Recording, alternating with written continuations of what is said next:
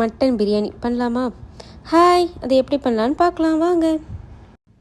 இப்போ ஒரு பேனில் 1 ஸ்பூன் கீ அண்டு கொஞ்சமாக ஆயில் ஊற்றி நம்மள்கிட்ட இருக்க பிரியாணி ஸ்பைசஸ் ஆட் பண்ணிக்கோங்க.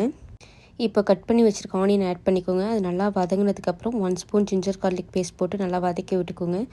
அதுக்கப்புறம் கட் பண்ணி வச்சுருக்க தக்காளி ஆட் பண்ணி நல்லா வதக்கி விட்டுக்கோங்க. தக்காளி நல்லா வதங்கினதும் நான் ஒரு 3 பச்சை மிளகாய் ஆட் பண்ணியிருக்கேன்.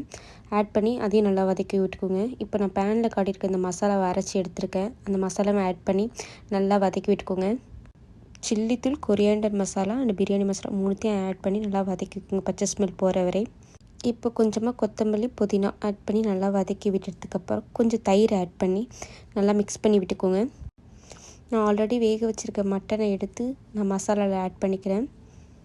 இப்போ நம்ம ஆட் பண்ணியிருக்க மட்டனும் மசாலாவும் நல்லா கலந்து விட்டுக்கோங்க. இப்போ நான் 2 கப் ரைஸ்க்கு 3 கப் வாட்டர் ஆட் பண்ணியிருக்கேன். இப்போ இந்த மசாலா நல்லா கொதிச்சதுக்கப்புறம் நம்ம எடுத்து வச்சுக்க ரைஸ் ஆட் பண்ணிக்கலாம். நான் சீரக சம்பா ரைஸ் ஆட் பண்ணியிருக்கேன்.